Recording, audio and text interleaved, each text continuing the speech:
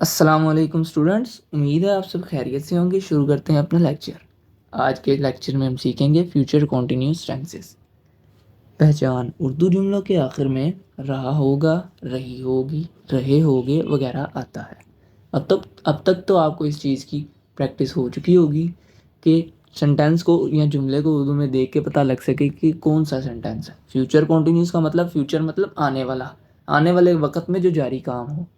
ठीक है, मतलब वो स्कूल जा रहा होगा, आने वाले वक्त में ये जारी है। इसके स्ट्रक्चर की तरफ हम फोकस करते हैं, इसी को आपने कंसंट्रेट करना है। मैं हर हर हर अपनी हर क्लास में कहता हूँ कि स्ट्रक्चर को आपने फोकस करना है। जिसको ये आ गया उसको फ्यूचर कॉन्टिन्यूस टेंसेस आ गए।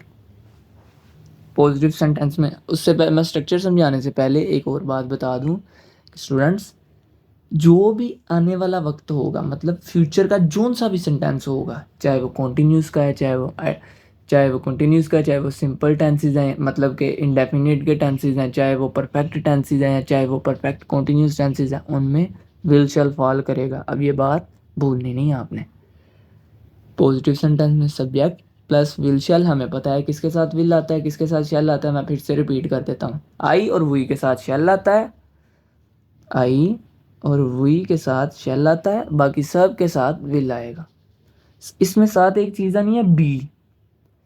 Subject plus will shall plus be plus verb की आईएनजी वाली फॉर्म प्लस ऑब्जेक्ट। देखिए कॉन्टिन्यूस है तो वर्ब की आईएनजी वाली फॉर्म आनी है, हमें पता है। इसका भी हमें पता था, इसका भी हमें पता था। सब्जेक्ट का भी हमें पता है, सेंटेंस में आता है। ऑब्जेक्ट का भी पता है हमें, सेंटेंस में आता है। सिंपल इसमें एक चीज़ ऐड करनी है, बी, बस। नेगेटिव में subject plus will shall plus not plus be plus verb की उसी तरह आईएनजी वाली फॉर्म प्लस ऑब्जेक्ट। इस सेंटेंस में जो गलती करते हैं, जहाँ ब्लंडर होता है, जहाँ बच्चे गलती कर जाते हैं, उन्हें नहीं पता लगता, वो ये है कि विल शैल बी नोट लगा देते हैं। विल शैल के बाद ना विल बी फिर नोट लगाते हैं और शैल बी फिर नोट लगाते हैं। ये गलती नहीं आपने करनी। विल शैल के बाद नोट आएगा फिर बी आएगा। ठीक है, subject plus will shall plus not plus be फिर वर्ब की आईएनजी वाली फॉर्म फिर प्लस ऑब्जेक्ट। आगे इंटेरोगेटिव में हमने क्या करना है, हेल्पिंग वर्ब को सब्जेक्ट्स के शुरू में ले आना है, बाकी नोट खत्म कर देना है। Subject will shall plus subject be उसी तरह ही आएगा, बी है ना साथ में, वो उसी तरह ही आएगा, प्लस वर्ब की आईएनजी वाली फॉर्म प्लस ऑब्जेक्ट। ठीक, मैं फिर बता देता हूँ। विल शैल पहले आ गया, फिर सब्जेक्ट बी उसी तरह ही, नोट को हमने खत्म कर दिया, बी उसी तरह ही, वर्ब की आईएनजी वाली फॉर्म प्लस ऑब्जेक्ट। फिर मैं बता देता हूँ, इधर बच्चे किधर गलती करते हैं, विल शैल के बाद बी लगा देते हैं फिर नोट लगाते हैं। नोट इस तरह नहीं करना, will shall plus not plus be. आगे हम इसकी एग्जांपल्स देखते हैं। वो बाजार जा रहा होगा, ही के साथ क्या आता है, विल, ही विल, बी आना है साथ, हमें पता है। गोइंग टू बाजार, वर्ब की आईएनजी वाली फॉर्म, बाजार ऑब्जेक्ट। वो बाजार नहीं जा रहा होगा। अब ये देखें, he will not be, will not be, will be not नहीं, will not be going to bazaar. क्या वो बाजार जा रहा होगा, विल शुरू में आ जाएगा, नोट खत्म हो जाएगा, will he be going to bazaar. आगे आगे हम खाना खा रहे होंगे। हम वी, सब्जेक्ट आ गया, वी के साथ वर्ब जो हेल्पिंग वर्ब लगना है वो शेल है, शेल वी शेल बी साथ आना है, ईटिंग फूड, वर्ब की आईएनजी वाली फॉर्म प्लस ऑब्जेक्ट। हम कहाँ खाना नहीं खा रहे होंगे, डब्ल्यू एच वर्ड शुरू में आ जाएगा, वेयर, आगे प्लस शेल।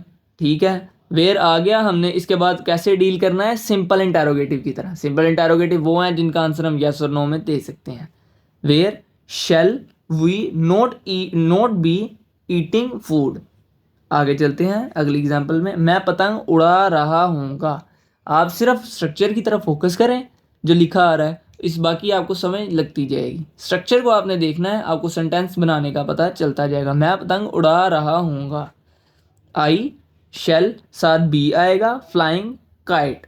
मैं पतंग नहीं उड़ा रहा हूँगा, शेल के साथ नोट आ जाएगा, आई शेल नोट बी। फिर मैं कह रहा हूँ बी नोट नहीं करना, नोट बी फ्लाइंग काइट। क्या मैं पतंग उड़ा रहा हूँगा, shall I be flying kite. बच्चे रो रहे होंगे, चिल्ड्रन विल बी वीपिंग। क्या बच्चे रो रहे होंगे, विल चिल्ड्रन बी वीपिंग। आज का लेक्चर ख़त्म हुआ।